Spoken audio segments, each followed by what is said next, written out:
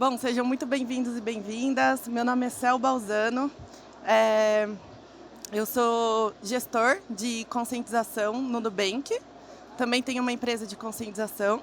E hoje eu vou falar um pouquinho mais sobre os desafios reais da conscientização. E aí, como que eu passo o slide aqui? Tô sem o pointer. Só um minutinho, gente. Eu fiquei sem o pointer. Pra cá? Ah, então tá bom. Perfeito, vamos lá. Bom, falando um pouquinho sobre... Não tá passando. Foi aí. Eu sou Cel Balzano, sou homem trans, como eu disse, gerente de segurança, mas dentro da área de conscientização no Nubank. A minha trajetória é toda trilhada dentro da TI desde 16 anos de idade. E hoje eu atuo focado em conscientização, mas já atuei com GRC, já atuei com outras questões dentro de InfoSec também, ISO 27001, PCI DSS, que vocês já estão acostumados por aí, né? E aí eu quero começar a palestra falando um pouquinho qual é a ligação de uma cirurgia e da conscientização. Primeiramente, quando você faz uma cirurgia preventiva, eu, por exemplo, há 7 meses atrás, tirei a minha vesícula, né? E ao tirar a vesícula, certamente, eu não tinha muitos problemas, mas a médica disse que caso eu não tirasse a vesícula, eu teria problemas e seria preventivo a cirurgia. E a conscientização, ela também é preventiva, assim como uma cirurgia. A gente não pode fazer conscientização quando um incidente ele já acontece. Muitas empresas começam a olhar e procurar conscientização quando o incidente acontece. Visto em 2018, a gente teve o WannaCry, Patch, aí vários incidentes relacionados a ransomware, e foi aí o boom, o aumento da conscientização. Mas isso não deve ser desse jeito, né? As empresas precisam começar a olhar para a conscientização antes que haja um incidente. Ou para prevenir incidentes, e mesmo que haja incidentes, que a gente saiba lidar de uma maneira adequada com esses incidentes, trazendo a conscientização como aliada para essa resposta a incidentes. Então, a conscientização, ela é, sim, preventiva também. Então, a gente tem que trabalhar com a prevenção, assim como uma cirurgia, muitas vezes, não é simplesmente quando acontece o problema, ela também pode ser preventiva. Mas uma cirurgia, ela também acontece quando o problema já aconteceu. Quando você já está lá na mesa de cirurgia e esse problema já aconteceu, você já teve uma crise ali da vesícula e aí você precisa tirar naquele momento. A conscientização também pode ser dessa forma, mas não é o ideal, porque daí já chegou ao extremo de você estar lá numa mesa de cirurgia e talvez, né, você possa correr risco de morte ao estar nessa mesa de cirurgia, e numa conscientização tardia, isso também pode acontecer. E não como risco de morte propriamente dito, mas eu tenho um exemplo do WannaCry mesmo, que alguns hospitais, se eu não me engano, o Hospital de Barretos, que é um hospital que lida com pessoas que tiveram ou têm câncer, sofreu um ransomware. E ao sofrer esse ransomware, alguns equipamentos pararam. Equipamentos que estavam ligados à vida de pessoas, que mantinham pessoas vivas. Então, olha o problema de você ter uma conscientização tardia. Um hospital teve todos os seus equipamentos parados por mais de 24 horas por conta de um incidente de segurança que era um ransomware. Muitas vezes vocês vão me falar, mas isso foi um problema técnico, né? Foi uma vulnerabilidade ali, samba, dentro do Windows, que gerou o WannaCry. Sim, realmente foi uma vulnerabilidade que gerou o WannaCry. Só que 6 meses antes desse ransomware ter sido criado, o que a Microsoft já tinha lançado? Um patch de correção. Então, se há 6 meses atrás, essas empresas que tinham parque Windows tivessem atualizado antecipadamente isso, eles não teriam sofrido ransomware. Isso também tem a ver com a conscientização da equipe de TI, porque era a equipe de TI que deveria ter aplicado os patches de segurança. E aí, muitas vezes, a equipe de TI está preocupada lá com manter o sistema, mas esquece do principal, backup, esquece de atualizar o patch, ou muitas vezes não conscientiza o usuário final a atualizar, porque a gente aplica o patch, mas não necessariamente a gente consegue forçar uma atualização, né? Às vezes o pessoal está fazendo uma apresentação, não tem como parar aqui o sistema para fazer uma atualização. Cabe também ao usuário atualizar o sistema, então não deixem para depois. Essa é a mensagem que eu tenho relacionada qual é a ligação de cirurgia e conscientização. E aí, outro desafio enorme que a gente tem dentro da área de conscientização, mas também dentro da área de segurança, é o apagão de talentos. Nós já estamos cansados de saber que faltam profissionais qualificados para trabalhar e atender tanto a conscientização quanto a segurança. E o que acontece com esse profissional? Muitas vezes, esse profissional ele vai trabalhar com 5, 10 coisas ao mesmo tempo. Ele vai ser um profissional que está lá fazendo GRC, ele vai ser um profissional que está lidando com o sistema, ele vai ser um profissional que está trabalhando por 2 ou mais. E também aí o gestor fala, você tem um jeito de comunicador? Você quer trabalhar com conscientização também? E aí, o que acontece com essa pessoa? Ela fica sobrecarregada, né? E a gente tem tido vários históricos de burnout dentro da segurança da informação e dentro da TI, porque esse profissional fica super sobrecarregado, e inclusive tem que trabalhar com conscientização também. E aí a gente tem vários problemas, porque se a gente não tem um profissional dedicado para o tema, um profissional dedicado para trabalhar com conscientização, a gente tem imagens como essa aqui, ó. A gente ajoelhado, rezando para as coisas funcionarem e darem certo, né? Quase que esperando que as coisas aconteçam de uma maneira certa e só esperando o incidente acontecer. É assim que a gente vive, sempre a flor da pele. Nesse momento que eu estou falando com vocês, pode estar tendo um incidente em alguma empresa e todos os dias a gente lida com esse apagão de talentos. Então, nós precisamos pensar na conscientização e dedicar esses profissionais para que eles atuem com conscientização e só com conscientização. E aí você pode falar, tá bom, Cel, mas falta profissionais. E agora? Formação. Se a gente começa a trazer pessoas júnior, estagiários, e ensina essas pessoas, gente, eu tenho pessoas muito próximas a mim, inclusive a minha sócia na empresa, além do Nubank, como eu disse, eu também tenho uma empresa, que veio de um histórico profissional muito diferente da segurança. E hoje atua na conscientização com muito afinco e outros profissionais, por exemplo, que trabalharam no McDonald's, por exemplo, e hoje são gerentes de segurança. Então, se você dá a oportunidade para um profissional que não é da área, mas tem interesse em ser ou que queira trabalhar na área, pode ser que esse profissional, daqui 1, 2, 3 anos, ele seja um profissional muito qualificado para atender a segurança e a conscientização. Outro desafio incrível que a gente tem, parece que não, mas o apoio interno.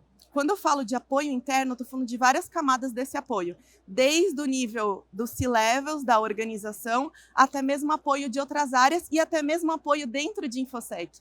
Porque muitas vezes, a gente tem alguns dados interessantes aqui, 91% dos ataques em 2019, 2020 e 2021, que varia entre 91% e 94%, dado da Kaspersky, entre 91% e 94% nesses últimos 3 anos, os incidentes foram começados através de um phishing. Então, eles começaram através de um phishing, ou seja, vieram pelo fator humano da engenharia social e entraram na empresa. Então, a gente não está falando aqui só de uma vulnerabilidade sistêmica, a gente está falando de uma questão de conscientização também. Porque a partir do momento que eu conscientizo esse profissional, a partir do momento que eu tenho a conscientização como cultura dentro da organização, eu posso evitar, por exemplo, que um usuário final caia em um phishing ou em uma engenharia social. E, além desse dado, também tem um outro dado, que 90% dos ataques começam pelo fator humano. E a gente já está cansado de falar, o fator humano é o elo mais fraco, Em outras palestras o pessoal trouxe esse tema, e eu acredito que a gente possa trazer como elo mais forte. Colocar esse profissional na primeira camada, na primeira linha de defesa e aliá-lo à segurança. E para isso a gente tem que fazer ele gostar de segurança. Eu vou falar mais para frente como que a gente faz com que esse profissional goste de segurança. E o último desafio, ainda sobre apoio interno, é em relação a budget. Então a gente tem budget lá para instalar um Threat Intel, a gente tem budget para instalar um EDR, um antivírus, mas e o budget da conscientização? E o dinheiro para a gente poder fazer ações, para a gente poder fazer semana de segurança, para a gente poder fazer testes de phishing, para a gente poder fazer treinamentos, ações, ter um programa de embaixadores dentro da empresa, tudo isso custa dinheiro. E falta budget, falta apoio interno. Muitas vezes a gente quase implora pelo budget. E a gente ouve frases como isso, se não comprar nada, o desconto é maior, né? E não é assim que tem que ser, né? A gente precisa dessas desses investimentos para que a gente possa ter conscientização. E aí, outro desafio, vamos ver se... Aí, outro desafio que a gente tem é a estruturação. Então, tá bom, tem um programa de conscientização, tem um profissional dedicado, ou sou esse profissional 10 em 1 aí que estou trabalhando com conscientização, como que eu começo a estruturar? Como que eu estruturo um programa? Ou eu já tenho um programa em andamento, mas ele está desestruturado. Eu faço ações pontuais ao longo do ano. Isso também não é bom, porque a gente tem essa diferença entre campanha e programa de conscientização. Campanha são ações pontuais ao longo do ano e o programa de conscientização ele tem que ser estruturado. E para isso a gente tem várias bases e frameworks que muitas vezes a gente não conhece. Vou falar alguns para vocês. Não sei se vocês sabem que o SANS Institute tem, e todos os anos ele lança boas práticas relacionadas à conscientização, até mesmo identificando se nós estamos cumprindo somente compliance ou se nós temos um programa de conscientização maduro. O NIST 800-50 fala sobre como começar um programa de conscientização. Ele te dá até algumas documentações para começar esse programa. O SANS também te dá algumas documentações para começar esse programa. Você tem documentações hoje que não são faladas sobre isso. A gente sempre fala da ISO, do PCI, mas no NIST tem esse 850, o SANS também tem as diretrizes e outras regulações e frameworks também trazem diretrizes de boas práticas de conscientização. Eu atendi ISO 27001 de 2019, 2020 e 2021. E o auditor que foi na empresa, no comecinho, não sei se vocês passaram por isso já, ele pedia só a lista de assinatura de presença dos treinamentos. Era bem uma coisa old school mesmo, assim, você tinha que assinar uma lista de presença e o auditor só validava essa lista de presença. Não vejo nem segurança da informação nisso, porque tem um monte de dado, o nome das pessoas em papéis que podem ficar perdidos pela empresa. Isso que o auditor cobrava, hoje em dia não. Hoje em dia, nas últimas ISOs 27001 que eu atendi, os auditores estão cobrando um programa estruturado. Os auditores estão cobrando... que você tenha um teste de phishing estruturado e que as pessoas que caiam nesse teste sejam treinadas também. Isso é muito importante a gente ressaltar, porque empresas do mercado financeiro, que são muito reguladas, Bacen, algumas até mesmo acabam tendo a ISO 27001, empresas de capital aberto pela Bolsa de Valores, essas regulações acabam forçando empresas do mercado financeiro a atingirem um nível de maturidade melhor. Mas e as outras empresas? Indústrias, mineradoras, essas que são pouco reguladas, a equipe de segurança sofre também, porque ela não consegue justificar para o board nem o investimento, nem a estruturação, nem o apoio interno. Fica tudo muito difícil ser justificado se você não tem uma regulação em cima disso. Só que vocês podem começar a falar sobre a LGPD. Tem regulação maior do que a LGPD e a GDPR, que também cobra conscientização. Se vocês abrirem a LGPD para ler e a GDPR para ler, a conscientização faz parte disso. E todo mundo está sujeito à LGPD, desde do minerador, da empresa mineradora, a indústria, aos bancos. Outro desafio que a gente tem é relacionado ao onboarding. Eu sempre falo o seguinte: o onboarding de segurança, ele é extremamente fundamental. E aí eu trouxe uns dados para vocês, que a York University ela fez uma pesquisa que os alunos preferem aulas ao vivo. Por quê? Por senso de comunidade, pertencimento, engajamento, foco. E é o que eu sugiro para o onboarding, que o onboarding seja ao vivo. Eu sei que fica difícil escalar quando o onboarding é ao vivo. Por isso, depois que você faz o onboarding ao vivo, você grava e disponibiliza em uma plataforma de e-learning para os seus usuários acessarem. Céu, eu não consigo onboarding ao vivo ainda. Beleza, faça um onboarding gravado, mas eu garanto que o engajamento não vai ser a mesma coisa do que o onboarding ao vivo. Porque ali as pessoas vão poder interagir ao momento que elas entram na empresa e estão dispostas a te ouvir, estão dispostas a aprender e fazer certo. É difícil a gente treinar quem já está na empresa, mas é muito fácil a gente engajar e treinar as pessoas que acabaram de entrar e trazê-las como aliados de segurança da informação também.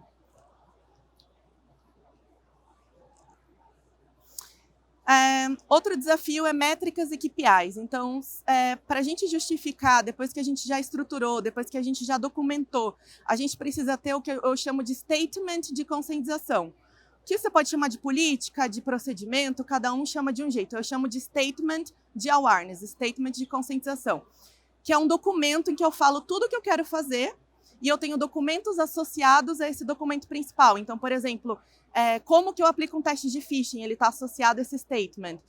Qual é o processo de comunicação de conscientização? Está associado a isso. Qual é a minha agenda de conscientização? Também está associado a esse statement. E o que mais tem que estar associado a esse statement? Métricas e KPIs. Então, lembrando a diferença de métricas e KPIs, métricas é um dado versus o outro dado, né? Então, quem fez o onboarding versus quantas pessoas entraram na empresa. Isso é uma métrica. A gente sempre começa com métricas e evolui para KPIs. Se você não tem uma métrica, não tem como você definir um KPI, porque você não tem uma base de dados para isso. A partir do momento que você já fez 2, 3, 4 onboardings de segurança, 2, 3 treinamentos de segurança, você cria uma base e aí você consegue fazer um cálculo de qual é a sua média. Qual que é o seu... qual que é o status quo aqui da métrica de conscientização para eu conseguir atingir? Então, eu quero 95% assistindo onboarding, 97%, então eu transformo essa métrica em KPI, porque eu defino um objetivo para isso. Assim como eu posso definir objetivos para os treinamentos também, porque eu tenho treinamentos que podem ser obrigatórios ou não. E aí, relacionado à segmentação de público. Gente, você não pode dar o mesmo treinamento para todo mundo. Eu dou treinamento para board, para gente que é diretor, eu dou treinamento para o pessoal da limpeza. O treinamento é muito diferente. O último treinamento que eu dei para o pessoal que eram os pedreiros do Nubank, eram o pessoal da segurança física do Nubank, o pessoal do facility da limpeza do Nubank. Tinha pessoas ali que não sabiam ler e escrever. Ou liam, tinham um certo nível de leitura, mas que elas também têm direito a ter seus dados protegidos. Elas estão lá todos os dias na empresa e a conscientização ela não é só para a organização. Tem que ir para a vida do usuário, tem que ir para a casa dele, ele tem que levar essa informação para casa também. Então, a partir do momento que essa pessoa que não sabe ler e escrever descobre que o celular dela tem biometria e que ela não precisa saber digitar lá a senha, ela é só botar o dedinho, ela bloqueia o celular. Essa pessoa não tinha senha no celular, qualquer um que acessasse o celular dela conseguia abrir o WhatsApp. E eu coloquei biometria para o WhatsApp, coloquei biometria para abrir o celular. Pronto, resolvi um problema que não é o mesmo problema que um board tem, que um C-Level tem. Eles são o alvo dentro da organização, porque eles têm mais informações ali dentro, relevantes e dados mais relevantes. E ali, para o board, é uma outra coisa que eu vou treinar. Eu preciso segmentar esse público. Para o pessoal do atendimento, call center, CX, cada um chama de um nome, né? CS. Geralmente, a minha experiência é que é um pessoal mais engajado. Ali eu posso fazer uma gamificação que o diretor talvez não queira participar, ele não queira fazer não tem tempo para ficar fazendo joguinho e ganhando ponto. Agora, outras pessoas têm esse tempo e gostariam de ganhar brindes toda vez que eles atinjam um certo nível de treinamento e maturidade dentro do programa de conscientização. Assim como eu posso ter um programa de influenciadores voluntário, que eu tenho uma segmentação também ali dentro e eles levam como embaixadores de segurança a mensagem para o resto da organização. Então, ao invés de eu ser uma pessoa só de conscientização, eu tenho um grupo de pessoas que me ajudam, que são esses embaixadores de segurança. E aí, tratando sobre resposta a incidentes, a gente já está chegando ao final, que eu quero abrir para perguntas. Esse é um tópico polêmico, porque é aqui que a gente começou, é o ponto de partida dessa palestra, né? Então, a gente teve o ransomware lá em 2018, o WannaCry, todo mundo começou a investir em relação à conscientização depois que o ransomware aconteceu. Né, diretores começaram a se preocupar com isso, empresas começaram a se preocupar com isso. Eu enxergo muito a segurança antes do WannaCry e depois do WannaCry. Teve uma mudança de mentalidade, assim como teve uma mudança de mentalidade quando a gente teve a sanção da LGPD, né? E um pouquinho antes da GDPR. A gente teve uma mudança de mentalidade porque daí começou a doer no bolso. Porque daí os incidentes e os vazamentos de dados, eles começam a custar muito para a empresa, para além do dano de imagem, para além dos danos de recuperação, talvez de um parque, de um backup. Começou a custar lá para o governo. O governo começou a cobrar por isso também. Então, a resposta a incidentes, como eu disse, ela também tem que ser preventiva, a gente também tem que se preparar para isso acontecer. Toda empresa está sujeita a ser hackeada. Gente, LinkedIn, 2018, não sei se todo mundo sabe, mas se vocês olharem a senha do LinkedIn de vocês, pode estar exposta. Se você não tem um segundo fator de autenticação, lá em 2018 o LinkedIn teve um vazamento de dados enorme com a senha das pessoas. E é o LinkedIn, a gente usa todos os dias essa ferramenta, né? A NASA também já foi. Então ninguém, absolutamente ninguém está isento a sofrer um vazamento de dados ou a ser invadido. Então, como eu respondo a esse incidente do lado da conscientização? Eu tenho que estar muito aliado à minha equipe de SOC, caso você tenha uma equipe de SOC ou você seja o SOC, você tem que se autoalinhar ali. E assim que o incidente acontecer, a gente tem que responder muito rapidamente, comunicando a empresa inteira. Para isso é legal que a gente tenha um canal com essas pessoas exclusivo de comunicação. Então, eu não posso ficar esperando uma fila de comunicação interna lá no Slack ou no Teams para que eu responda o incidente. Eu preciso responder imediatamente. Aconteceu o incidente, eu preparo a comunicação e respondo. Eu posso ter, por exemplo, um template em que eu só preencho as informações ali desse template de comunicação e mande. Eu que tenho bastante facilidade com o Slack, a gente emojis de alerta, né, para chamar atenção. Então, é importante a gente mandar essa resposta a incidência o mais rápido possível e depois tratar isso também com conscientização. Então, se esse incidente atingir um público e esse público, talvez, por exemplo, tenha caído num phishing real, eu preciso treinar essa pessoa que caiu nesse phishing para que a gente não tenha reincidência no futuro. E eu trouxe essa imagem que é excelente também, que fala muito sobre a pandemia.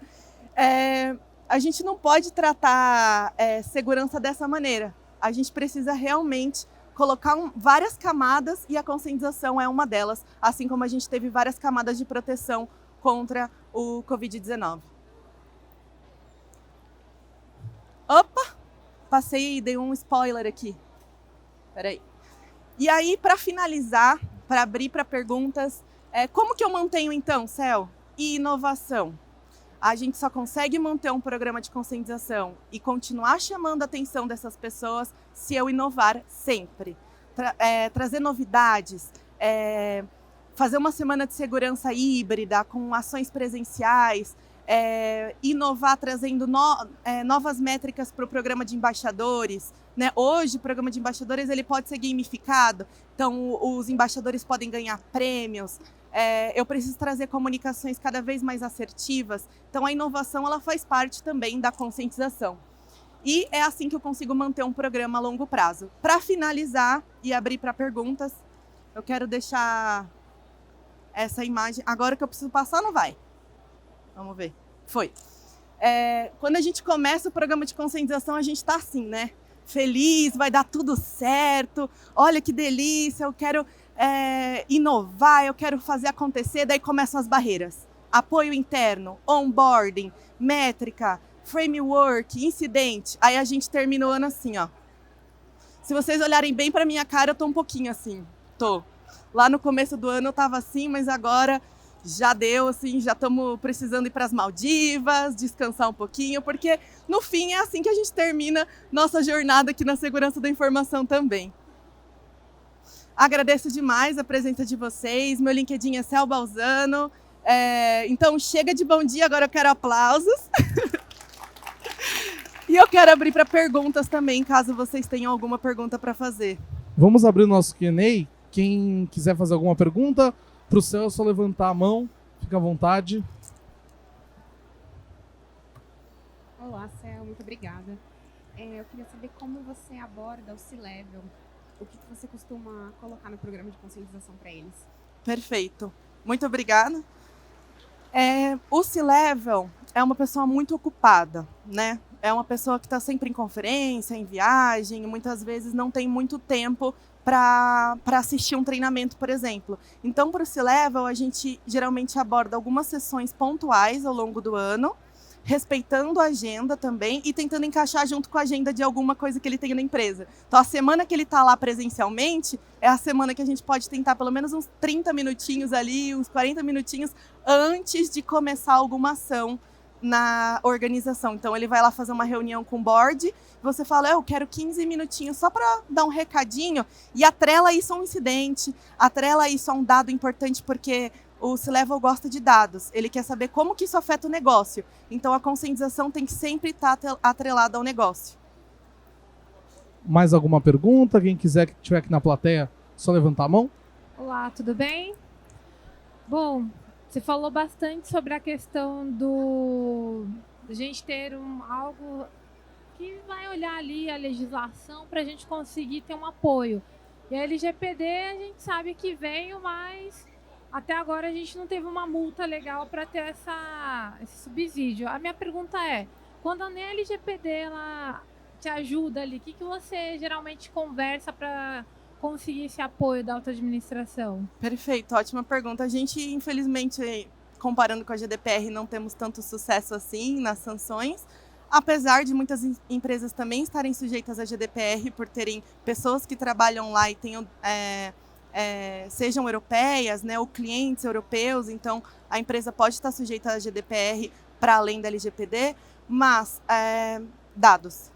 A resposta são dados. Eu preciso pegar estatísticas dentro do seu segmento que tratam de vazamento de dados, que tratam... eu sou do segmento da indústria. O que aconteceu nos últimos anos na indústria relacionado a incidente cibernético, que eu consiga levar esses dados, inclusive de perda financeira por vazamento. Então, eu trago esses dados para conseguir esse apoio. Então, sem dado, a gente fica muito na lábia, né? Então, é importante, mas quais são os dados que efetivamente me provam que são importantes esses investimentos? Então, acho que a resposta seriam dados. Se tiver mais alguma pergunta, fiquem à vontade, só levantar a mão que nossa equipe entrega o microfone. Muito obrigado. Oi, Cel. Obrigada pela palestra. Uma conversa, quando a gente vai falar de priorizar as ações de conscientização, uma coisa que, pelo menos eu também, colega, né, de área, sempre ouço, mas é efetivo? Né? O que a gente está fazendo é efetivo? Como medir essa efetividade? Perfeito. A medir a efetividade vem através da cultura de segurança. Como assim? Eu vou dar um exemplo. Eu criei uma série dentro da organização, junto com o time de conscientização, porque o time sou eu e mais 3 pessoas. E essa série era uma série estilo Netflix. E aí a gente falou, nossa, que legal isso, né? Pouca gente assistiu. Falei, e agora? Vamos engajar mais com os embaixadores, né? Vamos trazer mais isso para dentro da empresa. E aí o que aconteceu? Uma dessas pessoas embaixadoras criou uma sessão de cinema e chamou toda a equipe para assistir. É aí que a gente enxerga que está dando certo. Para além dos dados e métricas que a gente pode trazer, é quando você vê uma pessoa que realmente mudou a cultura de segurança dentro da organização e a cabeça dela e trouxe essa resposta para a gente, como criar uma sessão de cinema por conta própria.